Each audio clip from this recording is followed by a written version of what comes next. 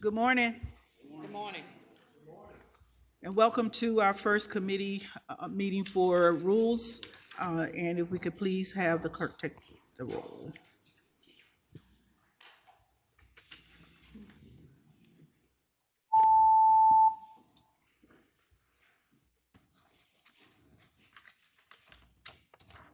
You have a quorum, Madam. Thank you very much. And if we could just quickly run down from my right to my left, who everyone else is on this committee quickly. Wait, Would you like me to start, Madam Chair? Senator Aaron Rouse, District 22, City of Virginia Beach.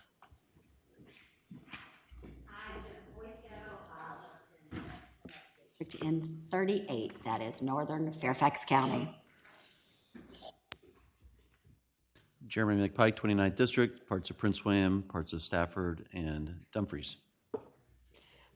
Barbara Favola. I represent the 40th Senate District, and it is entirely contained within Arlington County. My name is Creed Deeds. I represent the 11th District. Mamie Locke, representing the 23rd District, Hampton and Newport News. Louise Lucas, representing the 18th Senatorial District, Portsmouth and Chesapeake. Dave Marsden, representing the 35th District, Central Fairfax. Adam Eben, representing Alexandria, Arlington, and Fairfax. I'm Scott Surville, I represent the 34th District, which is the People's Republic of Mount Vernon. Ryan McDougall, I live in Hanover and represent New Kent, James City, King and Queen, Gloucester, and Matthews, and stay out of the People's Republic of Alexandria. No comment. Richard Stewart, I represent the 25th Senate District, which is all of the Northern Neck, which includes King George, part of Spotsylvania, Caroline, Essex, Middlesex, King William, and King and Queen. Mark Peake, Senate District 8, which is all of the city of Lynchburg and all of Bedford and Campbell counties. And I'm Todd Pillion, the 6th Senate District, Lee, Scott, Wise, Washington, Russell, Dickinson, Buchanan, the cities of Norton and Bristol, the Great Southwest. Thank you to the senator from the Great Southwest. I would like to advise, I know that there are senators who have to leave for a committee meeting that's going on right now, so if you could just exit quietly. I would like to advise members of our audience of the Senate virtual policy. Virtual participation, of course, is welcome from our audience members as well as those who are online. To ensure that this process runs smoothly, virtual participants must sign up to speak 1/2 hour before the committee meeting begins. Virtual participation is only possible on bills that will be heard in the full committee. Subcommittees do not take up virtual comments. Participants must be Virginians or recognized subject matter experts. All participants must state who they are, the jurisdiction they reside in, and whether they are representing a group before they present their comments. A presenter on the virtual platform must have the camera on and be physically present in the virtual space. I will announce right now at the beginning of this public comment period how much time will be allotted to each speaker. Each side will have 3 minutes to speak on a piece of legislation. Those who are in the virtual platform will have 1 minute to speak. Okay, so we will begin now with those who have signed up. Senator Aird, you will be first, and I believe you have Senate Bill 1232. Thank you so much, Madam Chair and members of the committee. Yes, that is correct. Before you is Senate Bill 1232, which will reconstitute the existing Autism Advisory Council to become the Autism Commission. This legislation comes at the request of the Behavioral Health Commission, as well as by unanimous support during the December 18th meeting of the current Autism Advisory Council. Madam Chair, there is much dialogue leading up to this decision that the Advisory Council should become a commission to simply make sure that The council that's set to expire on the 2027 will be able to continue and hire full-time staff, such as an executive director, to allow for an ongoing and robust examination of how we can best, as a Commonwealth, deliver services to the autism community here in the Commonwealth. And so I know that this does have a fist, but again, I renew my request that you would move this forward. Thank you. Are there those here in support of Senate Bill 1232? Those online who wish to speak in support of the bill, please raise your hand.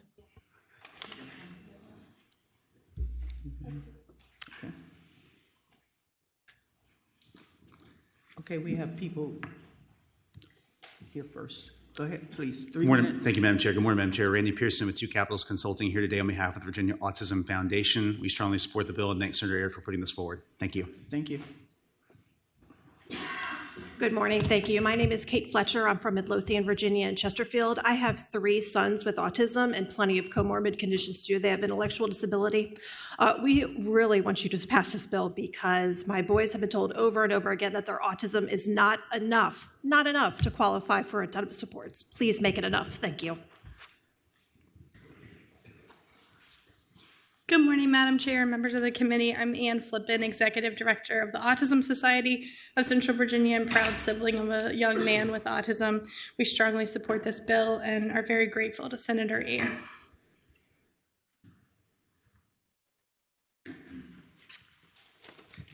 Good morning. Brian Kelmar, President and co-founder of Decriminalize Developmental Disabilities, National Parent Advocacy Group. We have seen where this has been successful in other states. So we recommend and support this bill.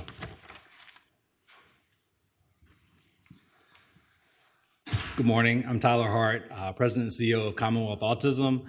Autism has a wide range of needs and support, and the numbers are growing in the state of Virginia. They're growing and need specific attention. So thank you for your support. Good morning, Madam Chair, members of the committee. Devin Cabot with Two Capitals Consulting. The Autism Society of Tidewater, Virginia supports the bill and is very grateful to the senator for working on this issue. Thank you. Thank you. Those online. Brian McCann, please unmute your mic and turn on your camera.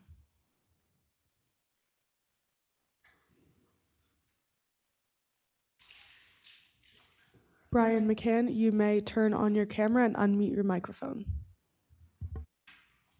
All right, thank you. Camera should be on. My name is Brian McCann. I'm with the Faison Center, Richmond, Virginia. We serve children and adults of all ages. I'm sorry, sir, your camera is not on. Okay. Let me see, start video. I'm sorry. Doesn't seem to be working. Let's see. There we go.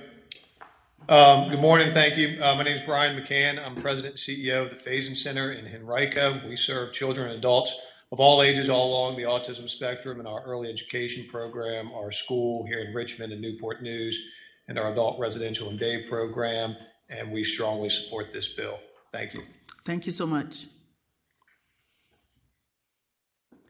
Krista Stevens, you may turn on your camera and unmute your microphone.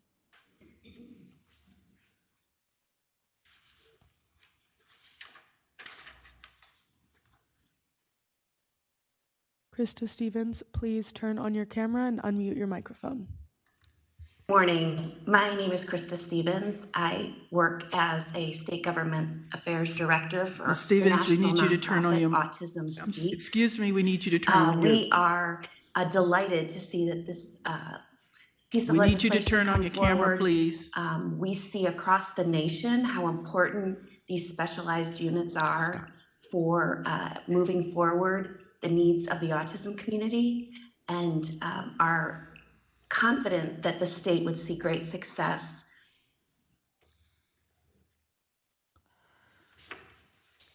Teresa Champion, please turn on your camera and unmute your microphone.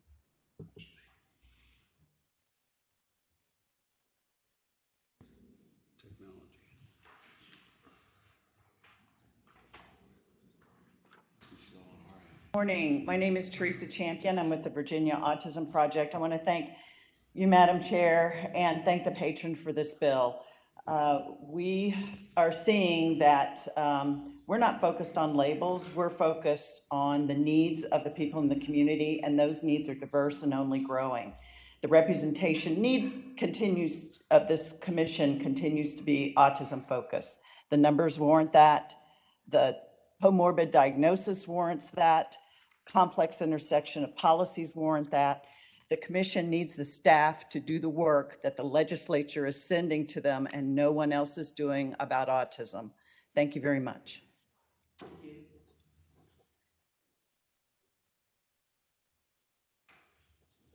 Melissa Chabot, please unmute your microphone and turn on your camera.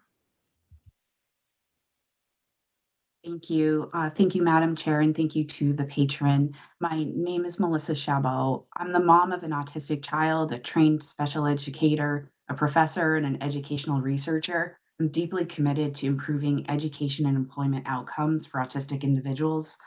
Our current system fails to address the complexity of autism, especially for adults who face some of the lowest employment rates among disability groups.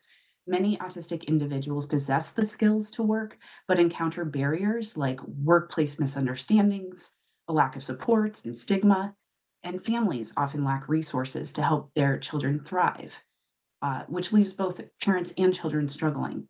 An autism commission could develop workplace training programs, promote supported employment, and advocate for policies that prioritize equity and inclusion.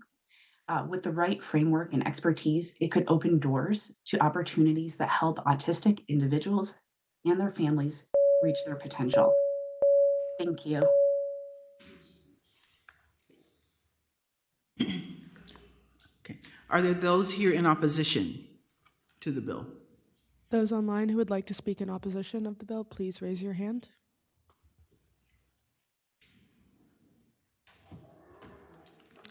Okay. Senator Aird. Thank you, Madam Chair. To wrap this up, I would say you've heard from many of the families and the individuals who would be well served by ensuring this resource exists to the legislature and to the Commonwealth. So I hope the committee will move the bill forward. Senator Aird, is there a cost to this? There is a FIS for the commission staff, yes. Okay, and you didn't put in a budget amendment for this. You just there is a budget amendment for this. Okay, all right. Okay, thank you. So I would say that if we are going to approve this, we need to send it to finance. Madam Chair. Yes. I would move that we report and re-refer to finance. Second. It's been moved and seconded that Senate Bill 1232 be reported and re-referred to finance. All those in favor, please do so electronically. I thank the committee. Ayes 15, no 0. Ayes 15, no 0. That is reported and re-referred. Senator Diggs. Thank you, Madam Chair. This is a bill to direct the Division of Motor Vehicles to convene a work group to gather certain information needed to design and implement a new tow truck license plate. This started as just a bill to just do it until we find out there were some minor technical issues that we needed to resolve. This work group can be done. DMV can absorb the cost within its operating budget, and this would provide a mechanism. And this was first requested by the towing industry, and I have representative here from the towing industry as well as DMV. This was requested so that we could have better enforcement of towing drivers. They are for hire and not for hire, and they're quite a difference, such as insurance. Not for hire is a minimum of liability insurance, where for hire is $750,000. The license plate for non-hire is about 35 versus over 300. And there's also safety regulations and background checks that are needed for hire. And this is a way for consumers to know that they are getting the proper tow operator and a mechanism for law enforcement to be able to enforce this, which will deter those not for hires conducting activities that they're not allowed. Are there any questions to the senator with regard to Senate Bill 1028? Senator Evan. Thank you, Madam Chair. Senator Diggs, is this what they do in other states? And this is needed because of people towing without authority? Is that what's happening? Yes, sir. I don't know. Maybe it's someone from the industry knows more about what's going on in other states. Yes, sir. One of the problems that we have is the people that are towing with the regular truck license on their trucks, they are not for hire, but they're actually towing for hire, which creates a problem because that means they probably do not have a driver's authorization document, which is issued through DCJS, where we have to be fingerprinted and we go through an FBI background check to make sure that we are, okay to drive a truck as far as not having any felonies or anything like that. Also on the insurance side, it means that they have a minimum amount of insurance, which means if something happens, then the general public's going to be left holding the bag. Also, as far as the tags go, they almost look the same. They're white with blue lettering, but just different lettering. What we would like to do is have a study group that would set up a distinct for hire tag for the tow trucks. It would enable law enforcement to see that tag just with color recognition and know that that tow truck is operating for hire and that it is properly licensed and all that. If they see a tow truck that has just a regular truck tag on it, then they pretty much know if they show up at an accident scene for an owner's request that that is an illegal tower. He has several things that he needs to take care of. Thank you. Thank you, Madam Chair. A question for the gentleman. Are these the towers that, illegal towers that are listening to the radios and beating the legitimate towers to the punch and getting there and making a deal with the car owner and on a public safety tow? They could very well be. I know we addressed that last year's session, but they could very well be doing that. But a lot of what it is they're being called by owner's request. They are doing trespass towing. They have signs up with their prices on there, but they are not licensed for hire. So it's across the whole gambit of towing, and we've actually seen an increase in this over the past couple of years.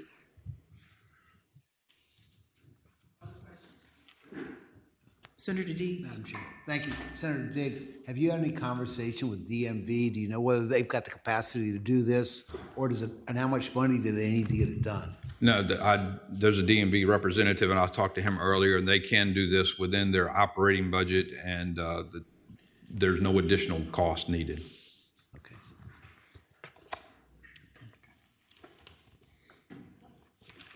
I believe it deals with some minor technical issues that's not very labor intensive to resolve. Senator Favola. When you're ready for a motion, Okay. Is there anyone here in opposition to this bill? Those online that wish to oppose the bill, please raise your hand.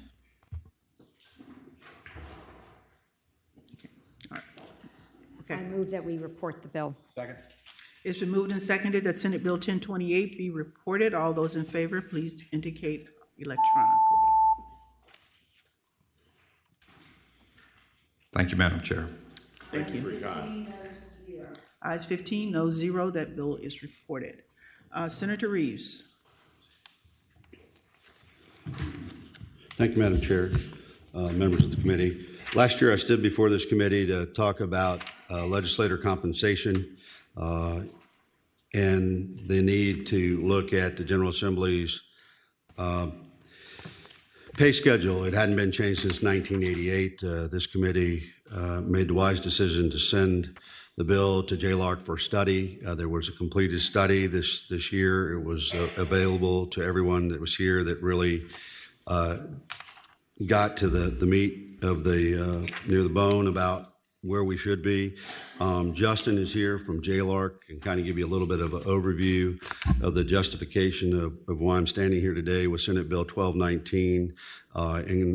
Once he explains a little bit, if you're okay with it, Madam Chair, what came out of that study and where we are and their references or their recommendations of why I put this bill before the committee. Thank you. Welcome, Justin.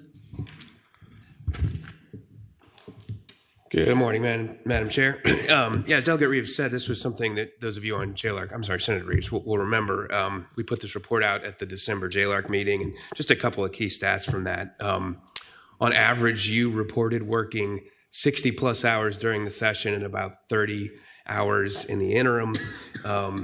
As Senator Reeves said, your salaries have not increased for 35 years, and during that period of time, they've lost about 170% of their purchasing power relative to inflation. We did a review of the salaries paid to other what's called hybrid states who aren't full-time legislators but aren't really part-time legislatures, and y'all are on the lower end of that in terms of your compensation. So we, at the December JLARC meeting, this report, we had a pretty strong recommendation that legislative pay should be higher. We had a range that you could use to think about what that should be. But what this bill does, which I think is good, we also had a section in there kind of comparing Virginia's lack of any process to be systematic about what should legislative pay be and how frequently should we think about changing it. Some states have commissions, some states kind of peg it to an external benchmark. And our assessment showed that either of those two approaches are better than Virginia's current lack of an approach. And so I think that this is something that is fairly common in other states to have an external group. And I think the other thing I would say, and I'll turn it back over to the senator, the fact that there's a required, I believe it's every 4 years, kind of formal revisiting of this, I think is critical, because what's been shown is over time, without a mechanism forcing some action, nothing tends to happen because it's uncomfortable to ask to increase your own pay, to be blunt about it. So that was our report, Madam Chair. Thank you very much. Are there any questions to the patron? Anyone here in support or opposition? Those before we take a online vote on this? who wish to speak to the bill, please raise your hand. Okay. Senator Favola. I take it there's a fiscal impact for this because staff will have to be doing a study, even though JLARC did a study. No, this is not. Madam Chair, This is just a commission. there is a fiscal impact. I think it's $5,400 Okay, all right. that will, to the committees. Madam Chair, Senator Favola, this sets up the commission, but I would, if you wouldn't mind referring it to Finance, I think in talking with the chairman and the chairman of Finance, we'd like to look at it up there to see potentially some other things we can do to tweak it as well. Yeah, I think that was my reaction. When you're ready for a motion, I will make. Now would be the time. Okay. Well, Madam Chair, I move that we report this bill and re-refer it to Finance. Moved and seconded that Senate Bill 1219 be reported and re-referred to Finance. All those in favor, please indicate on electronic.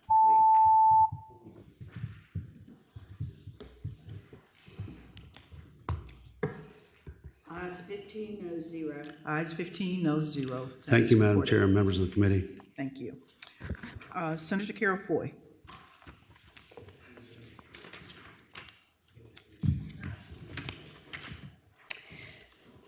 Thank you, Madam Chair. And Members. Senator Carol Foy, you don't have to do SJ 250. I'm going to take those up, the designations up in a block later. So do you have something other than that one? Yes, Madam Chair. Okay. Madam Chair, members of the committee, we can take up Senate Bill 966, membership of Virginia Criminal Sentencing Commission. The purpose of the Virginia Criminal Sentencing Commission is to develop discretionary sentencing guidelines to achieve the goal of certainty, consistency, and adequacy of punishment with due regard to the seriousness of the offense, the dangerousness of the offender, deterrence of individuals from committing criminal offenses, and the use of alternative sanctions where appropriate. Since 2013, there has only been one criminal defense attorney appointed to the Crime Commission, and there was no defense attorney serving in 2017. There currently is no criminal defense attorney representation on the commission. There has always been at least one Commonwealth attorney on the Crime Commission since its inception in 1995, not including judges who were former Commonwealth attorneys. It is vitally important to have at least one criminal defense attorney who is familiar with the sentencing guidelines to be a voice on the commission. This bill will fix this issue by expanding the membership of Virginia Criminal Sentencing Commission by one position to include the executive director of the Virginia Indigent Defense Commission or their designee. This would ensure that there is at least one criminal defense attorney on the Virginia Criminal Sentencing Commission at all times. Thank you. Senator Deeds has a question. A couple of times I thought I heard you say the Crime Commission, but we're talking about the Criminal Sentencing Commission. Is that correct? The Virginia Criminal Sentencing Commission. Different entities. Yes. Okay. Are there other questions to the patron? Those in the audience in support? Those online that wish to speak in support of the bill, please raise your hand.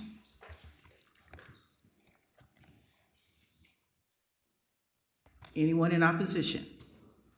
Those online that wish to speak in opposition to the bill, please raise your hand.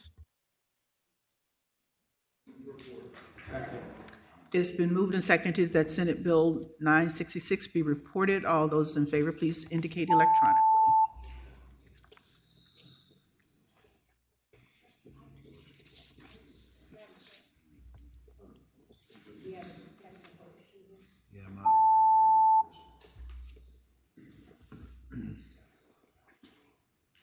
Ayes 15, no 0. Ayes 15, no 0. Senate Bill 966 is reported. And I believe you have a second bill? Yes, Madam Chairwoman. Madam Chairwoman, members of the committee, Senate Bill 1184, Microchip and Semiconductor Supply Chain Tax Credit. From 2020 to 2023, a global microchip shortage damaged many industries, including electronics and motor vehicles. The motor vehicle industry faced lower output and higher consumer costs. Taiwan and other Asian countries dominate the microchip market. China, in particular, is expanding its microchip production, creating an additional level of national security concerns that come with the potential monopolization of the market. Without proper manufacturing infrastructure in place, the United States risks another blow to American industries during the next instance of supply chain disruption. In 2022, federal policymakers enacted the CHIPS and Science Act to provide $280 billion of incentives for domestic semiconductor investment in research and development. The purpose of the CHIPS and Science Act was intended to strengthen U.S. manufacturing and national security by encouraging the production of cutting-edge semiconductor technology in the United States and ease the level of dependency on Chinese manufacturing. This bill directs the VDP, in collaboration with Department of Taxation, to evaluate the benefits and impacts of new economic development incentives for companies engaging in the microchip and semiconductor manufacturing. It will consider the return on investment for the Commonwealth, a potential tax credit incentive, a grant program, and the utility of new investments and incentives, considering the availability of any other Virginia economic development incentives to companies engaging in microchip and semiconductor and related equipment and material supplies.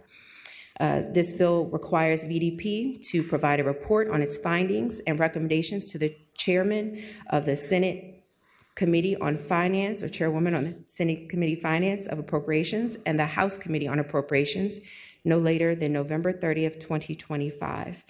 It is my understanding, Madam Chairwoman, that this may need to go to MEI.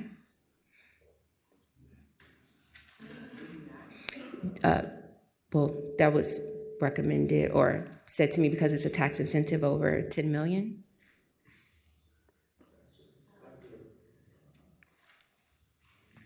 I don't have anything like that in my notes. The only question I had was why is this being studied by VEDP as opposed to JLARC? That is the recommendation. I believe that was provided, Madam Chairwoman. But we're open to have JLARC study it if the committee deems fit. Madam Chair, my question is whose recommendation? Who made the recommendation? The BEDP study it? Yes, the drafter of the bill, and in conjunction with Mike Ron.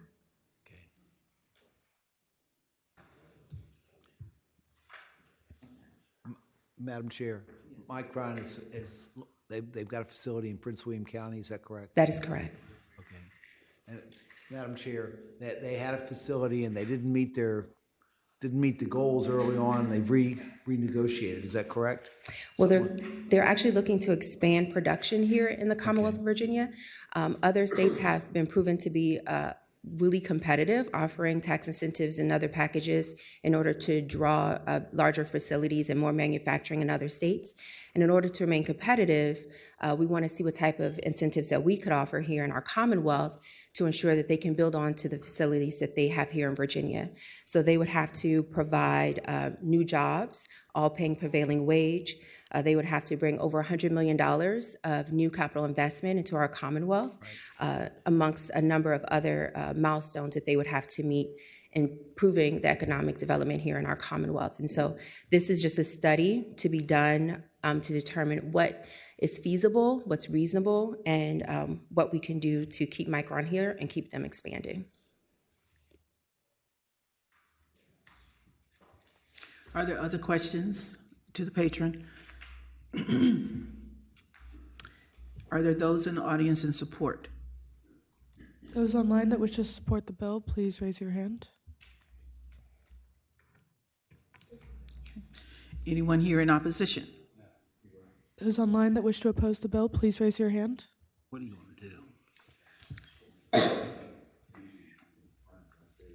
I mean, there's no fiscal impact, technically. But the question is whether.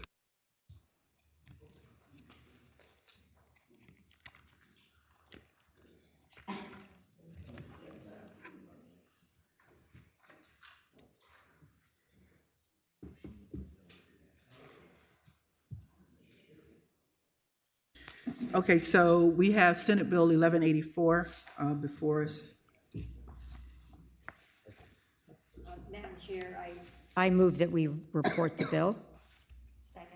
It's been moved and seconded that Senate Bill 1184 report. All those in favor, please indicate electronically.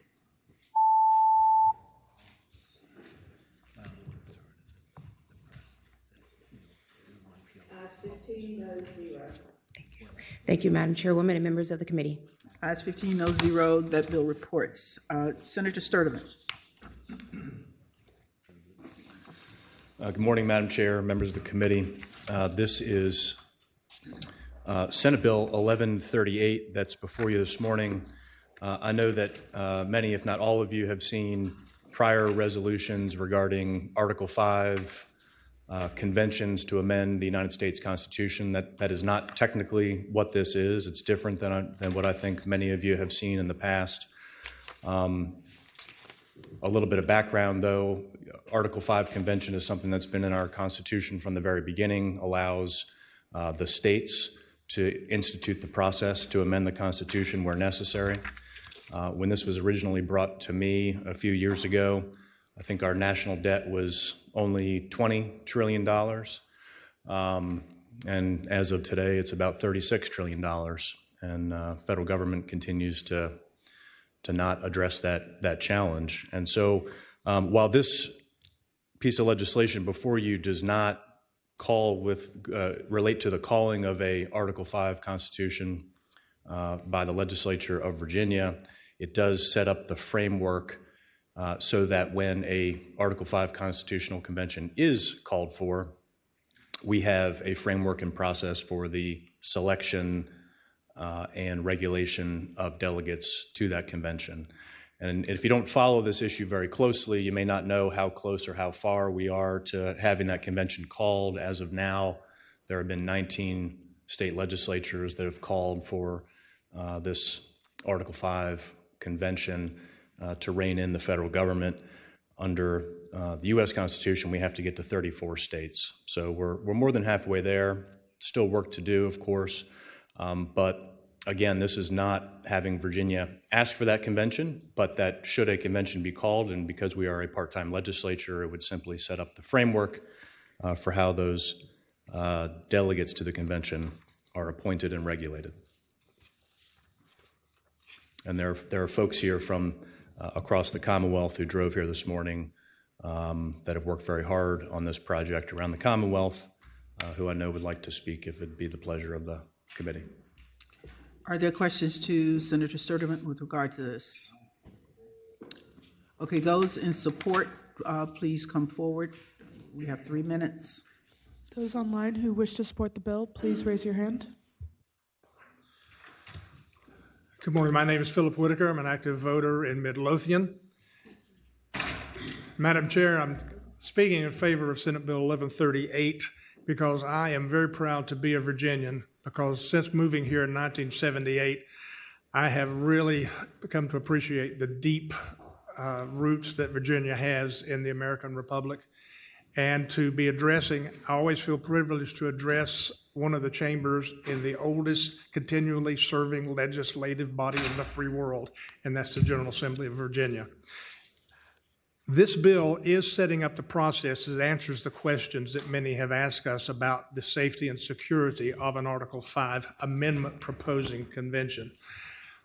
And it gives the full control of the delegates, their conduct, and what can be considered at such a convention by the Virginia delegation, how it's controlled, and it sets in law a financial or a criminal punishment for those who don't adhere to the constructions of the General Assembly. This General Assembly, when a convention is called, is going to be in full control of that, and that's what this bill does. There is a widening interest in Article 5 for proposing conventions, including states like Massachusetts, California, Oregon, Washington, Michigan, Wisconsin, and others. This convention is going to be called. It may come from the left or it may come from the right. It may be a Democrat proposal or a Republican proposal. But the fact is, when it happens, Virginia is going to need to be ready. And being ready means having this plan in place to manage and control the delegates to that convention, and I urge your support of this bill. There we go. Good morning, Madam Chair. I'm Nancy Koenig from Scottsville. Numerous members of this legislature have said they wanted assurances that the Article 5 Amendment Convention would not damage our guaranteed liberties or existing constitutional rights. SB 1138 is such a guarantee. It will be this General Assembly that commissions delegates to such a convention, and they maintain full authority to ensure compliance of the delegates to their instructions with the force of the law and serious penalties if they do not. Scientific polling of Virginia citizens indicates that more than 65% of voters across party lines support using Article 5 as the safest and most practical way of proposing amendments to our Constitution. I ask, please, that you will send this to the floor for debate. Thank you. Okay, the time has elapsed, so if you could just indicate who you are and that you support the legislation. Thank you, Madam Chair. Josephine Gilbert, Warrenton, and I do support it. Thank you. Madam Chair, I'm Greg Cooper. I'm from Powhatan, and I support this 100%.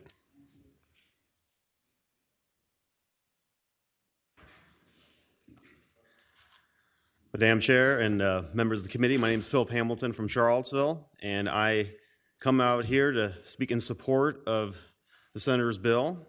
And Convention of States is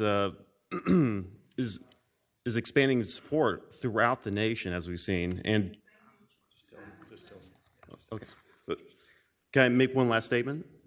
Okay, all right, thank you. Madam Chair, apologies for my laryngitis. I'm Russell Byer from Providence Forge, also in support of 1138. Thank you. Harry Herchert, please turn on your camera and unmute your microphone.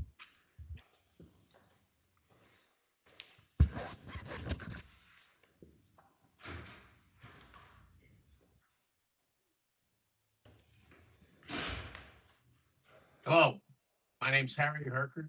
I'm from Fairfax, Virginia. And I wanted the panel to know, or the committee to know, that I and more than 83,000 others in Virginia support 1138. Virginia needs to be ready for and put some thought into what Virginia wants in an Article 5 convention. And the states must come together and set controls to help we the people put the general government back in their box. I support 1138. Thank you. Thank you. Are there those here in opposition? Those online that wish to oppose the bill, please raise your hand. Senator Hashmi. Thank you, Madam Chair. Speaking to the bill, if this is the appropriate time. Thank you, Madam Chair. I just want to share that I have some very serious concerns around moving Virginia anywhere near the issue of a convention of states. When we take a look at Article 5 of the convention as it's outlined in the Constitution, there are just no rules that govern such a convention. And it really means that we could have individuals who are not elected and also not accountable, essentially rewriting our Constitution. And there are some very serious dangers if we move our country in that direction. And for that reason, when the time is right, I would move that we pass by indefinitely. Senator McPike. Thank you, Madam Chair. I'll second the motion to pass by, but I find it concerning that the limitations provided and also in the bill would eliminate a huge swath of Virginians that have worked for the federal government in the past 10 years. A felony conviction, although I guess the incoming president wouldn't be eligible to be a delegate under the provisions, which I probably would be fine with. But as the senator indicated, lots of problems with this bill. And second the motion to PBI. Okay, there's a motion to pass by indefinitely and seconded. Is there any further discussion on the motion? Just briefly, Madam Chair. Senator Sturtevant. Thank you. And just to address one of the concerns that was raised about there are no rules in the U.S. Constitution, Article 5, about how delegates are chosen, how they're governed. That's the purpose of this legislation, is so that if and when such a convention is called, we have begun the process to have a regulatory framework in place. Thank you, Madam Chair. Thank you, Senator. Okay, to restate the motion is to pass by indefinitely Senate Bill 1138. All those in favor, please indicate electronically. Those opposed, do so as well. Are you sure? 9 noes, 6. I'm sorry.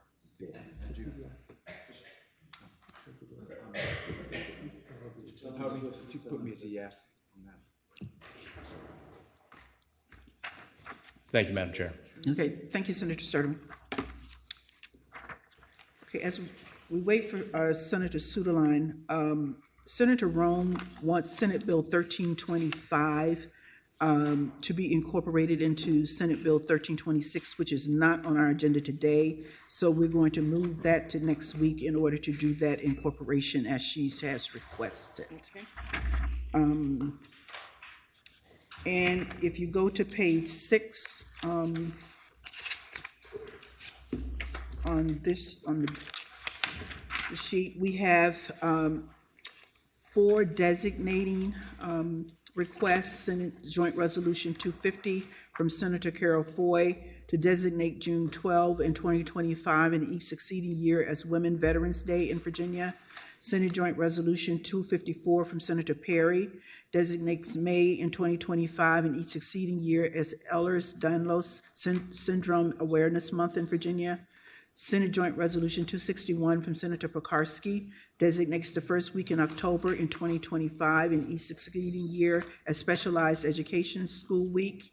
Senate Joint Resolution 264 from Senator Bagby designates the week of July 13, 2025 and the third week of July in each succeeding year as Virginia Private College Week in Virginia. And if we could have a motion to take those up in a block. It's been moved and seconded that we take those joint resolutions up in a block, and this is a voice vote. All those in favor, please say aye. Aye. Those opposed?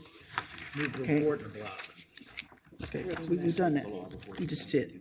Okay, now we will take up bills for those who are on the committee. Senate Bill 799, Senator Vivola.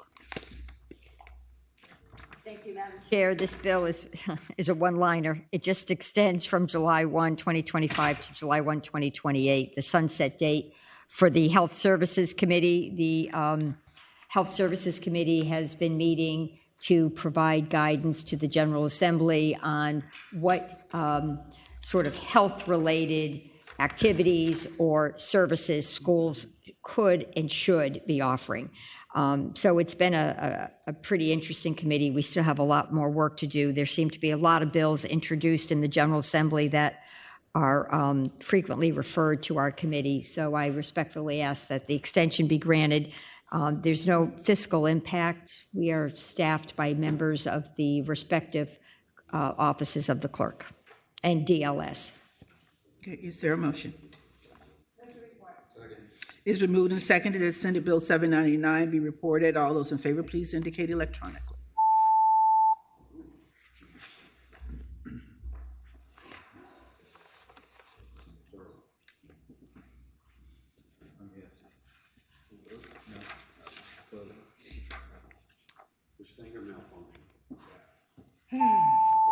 Did you say his finger malfunction?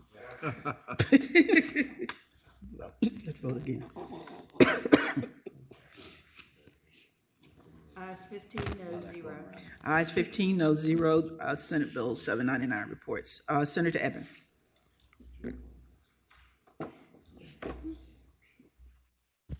Thank you, Madam Chairman. Senate Bill 878.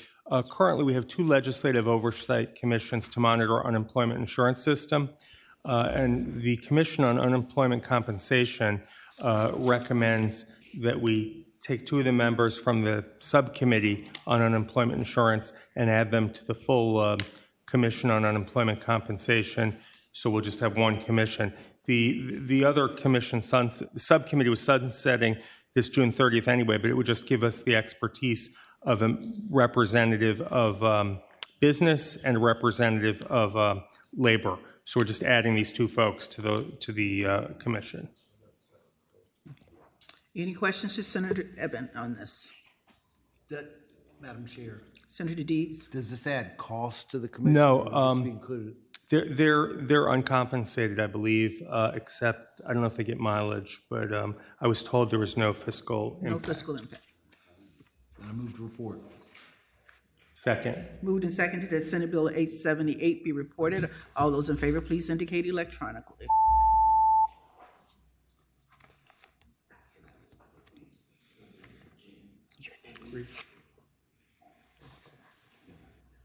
Ayes 15, no 0. Ayes 15, no 0. That bill is reported. Senator Lucas, Senate Bill 1120. Thank you, Madam Chair. Madam Chair, you see before you the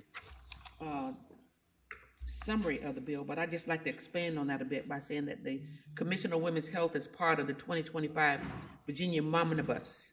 The goal of the commission will be to study and make recommendations on critical issues such as mental health, maternal health, reproductive care, and chronic conditions that impact women while evaluating the impact of social determinants of health. By identifying systemic barriers and proposing actionable solutions, the Commission will ensure equitable healthcare access for all Virginians. Madam Chair, the Commission will consist of 15 members, 5 of whom are non-legislative citizen members with significant experience or expertise in women's or maternal health policy. The Commission will hire staff within the provided budget to manage the research and administrative functions of the work, and I hope it will be the prerogative of the commission or the committee to vote for this measure. Will this need to go to finance, ma'am? Yes, ma'am, it will. Okay. So I move we report. This bill needs to be referred to rehab and social services. Do you want It's a work group. No, it's a petition What we're doing is we're requiring local departments as part of Okay, it. hold on. Okay. It's been moved and seconded that Senate Bill 1120 be reported and re-referred to Finance. All those in favor, please indicate electronically.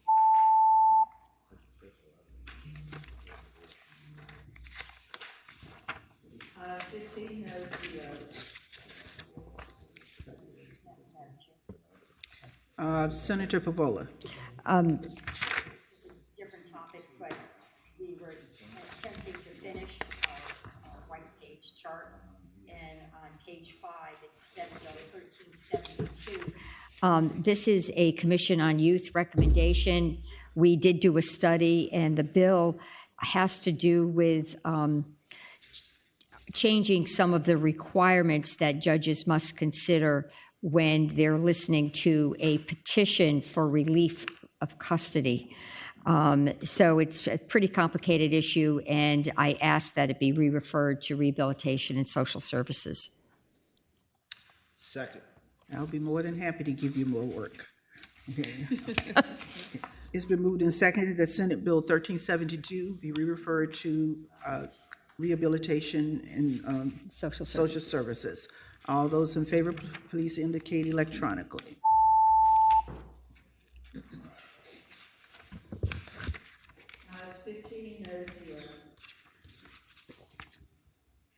It's 15, no zero.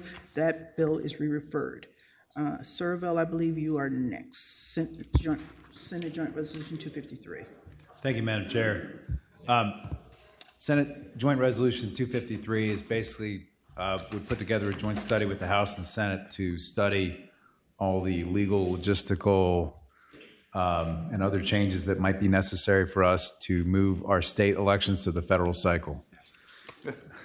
Obviously, that would involve changes in state elections, local elections, campaign finance.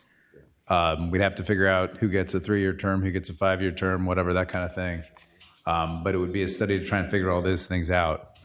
Moving from the state to the federal cycle would save taxpayers a ton of money.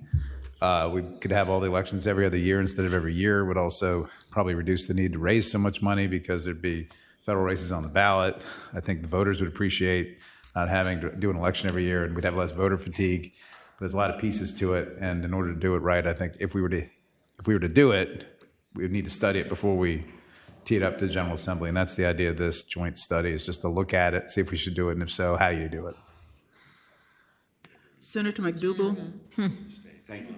Thank you, Madam Chairman. Madam Chairman, I love my colleague and friend, but we've been doing it this way for a very long time, and one of the positives about having the state election at a different time than the federal election, we can talk about what's going on in the state, which is what we should be doing. We should not necessarily be wanting to do everything like the federal government is doing. One of the things we do well is we're meeting here for 45 days this year and actually acting on legislation, coming up with decisions. Our friends across the Potomac, and I realize the senator lives closer there than I do, don't seem to be able to do that. I do not understand why we'd want to have state elections be run by the outcome of federal elections. Let us stand on what we're doing here in Virginia and articulate that to the citizens of the Commonwealth and let them make the choice. Senator Peake. Thank you, Madam Chair. And I second Senator McDougal's comments, and I would also add to the senator, if you're really concerned about the cost to our localities of these elections, I have a fantastic bill up in privileges and elections to reduce early voting from 45 days to 14 days, which would save each and every locality a huge sum of money. Thank you, Madam Chair. Senator Deeds. Madam Chair, there's an awful lot that I like about what Senator McDougal says, but it seems to me that every state election year we end up fighting about immigration, which Virginia doesn't do. We don't have a state policy on immigration because we don't have a border with a foreign country, and the federal government has preemptive power, but we still argue about issues that the federal government's responsible for. You know, I carried legislation almost identical to this in 2010. The Democrats were in charge then, and as you may recall, when President Obama was in office, we lost a record number of state legislatures around the country, and we lost seats in Virginia. And at that time, the Democrats in charge, primarily the former senior senator from Fairfax and others, were adamantly opposed to my legislation, which, as I said, was I think maybe it wasn't 2010, but it was 2011. It was in that era. And so I think this is a great idea. I think we ought to at least look at it.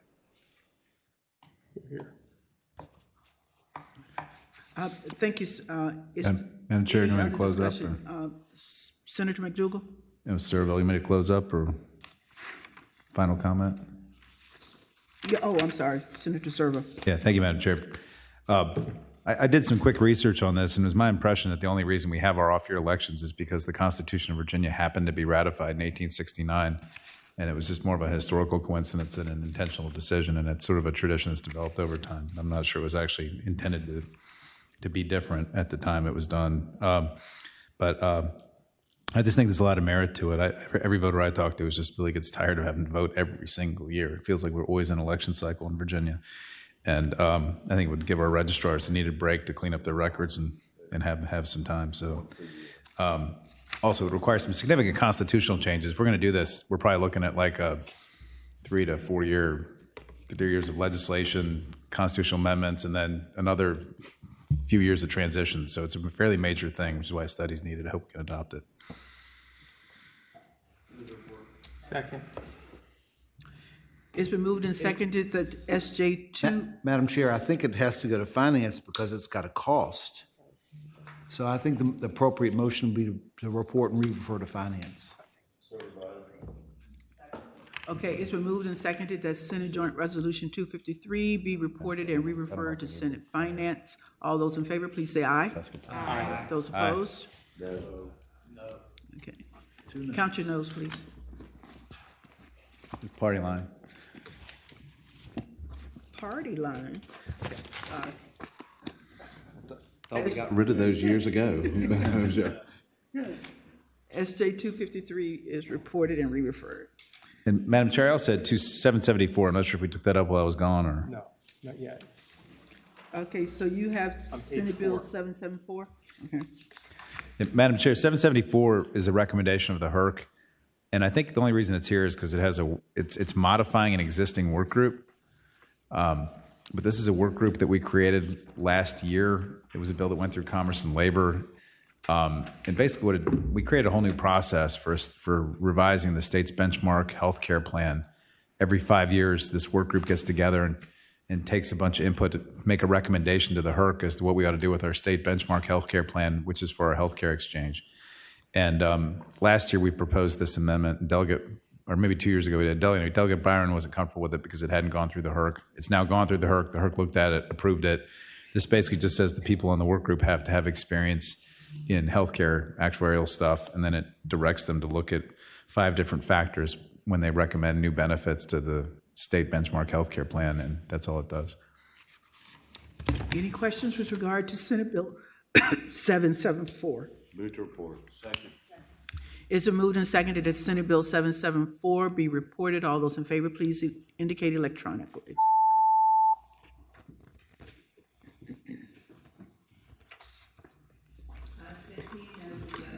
Ayes 15, no 0. That bill is reported. And Senator McDougal, you have Senate Bill 1239. Thank you, Madam Chairman. Senate Bill 1239 is dealing with the State Corporation Commission looking at cybersecurity for entities that hook up to the grid. Over the summer, I, along with Delegate Wyatt, took a tour of the cybersecurity facility at Dominion, and in that conversation, they told us some things that were concerning about large users and or large generators that were not owned by the utilities and hooking up, and what type of security would be in place. And this would just ask the State Corporation Commission to look at it and make sure that as they are approving things, that they're able to make the decision of whether those approvals are keeping the grid secure. So State Corporation Commission indicated to me last week that they had the capacity to do this without additional resources being appropriated. Okay, any questions? Anyone in the virtual world dying to talk about this? Those online that wish to speak on the bill, please raise your hand. Well, you just want to talk about this? Madam Chair, members of the committee, Chrissy Noonan with Seven Health Strategy Group on behalf of Dominion Energy. Appreciate the patron bringing this bill. There are 3.5 billion with a B attempted cyber attacks every month, and so we would welcome this evaluation. And thanks again to the patron. Okay. Okay. It's been moved and seconded that Senate Bill 1239 be reported. All those in favor indicate electronically.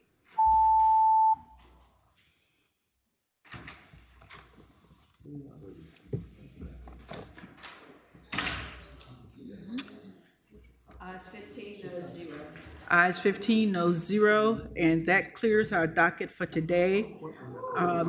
Next week, we will have a bunch of studies and work groups and a bunch of JLARC reports. So get here on time. 10 o'clock next week. Yes. The Senate of Virginia, Richmond, Virginia.